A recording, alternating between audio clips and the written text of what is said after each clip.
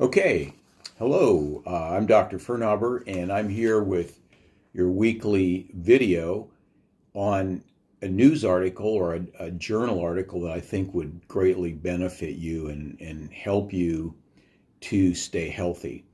This journal article comes out of the Journal of the American College of Cardiology, and it's January 18th of this year, so it's probably about 5, 6 weeks ago. Uh, the name of the article is Consumption of Olive Oil and Risk of Total and Cause-Specific Mortality Among U.S. Adults. That's the name of the article.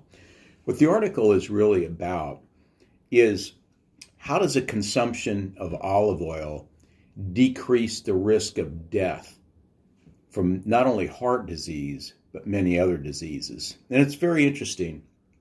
They said that there is a definite decrease in heart disease and other diseases as the amount of your olive oil intake increases. So the mean consumption of olive oil in the United States population is about maybe 3/4 of a tablespoon per day. Whereas if you look in the Mediterranean populations, they're eating about 3 tablespoons per day. The article says that there's an inverse association between olive oil consumption and risk of cardiovascular disease, and it's been very well established. Now, the article goes on to say that replacing 3/4 of a teaspoon of margarine, butter, mayonnaise, and dairy fat with the equivalent amount of olive oil was associated with an 8 to 34% lower risk of total and cause-specific mortality. I mean, that's a pretty wide percentage there, and that was probably based on several different studies. It said significant inverse associations for total mortality and cause-specific mortality were also observed for each quarter tablespoon increase in olive oil intake. It said evidence is accruing in support of the hypothesis that olive oil, particularly virgin olive oil, is rich in bioactive polyphenols and reduces the underlying pathology of Alzheimer's disease and other neurodegenerative diseases. So it's not just cardiovascular disease. They're talking about Alzheimer's disease as well.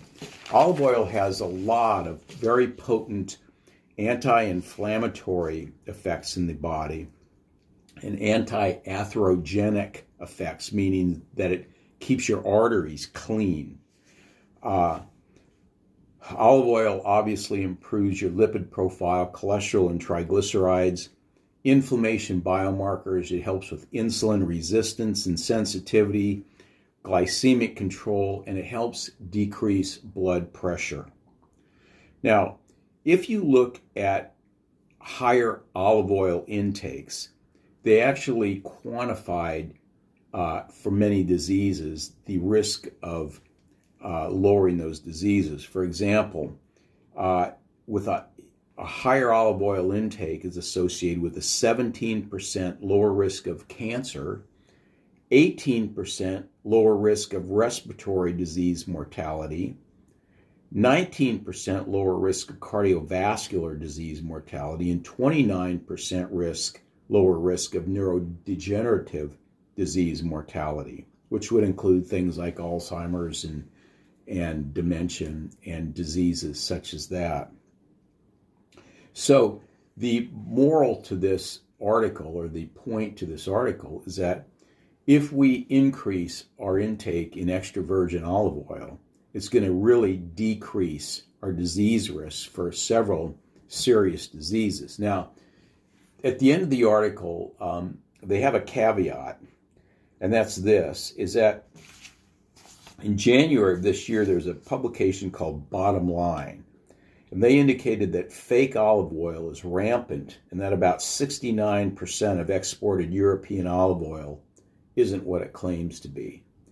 And that is a real issue. So Here's my solution to that, and you may have a better one, is I tend to want to buy California olive oil. Olive oil where the olives are grown and pressed in California. I think that we're going to have a much better chance of getting real and unadulterated olive oil if we do that. I'm not saying all European olive oil is bad, and I'm thinking that there are some certainly stores that can guarantee the purity and the quality of their olive oil. But my bet personally is on California olive oil. So that's all I have for today.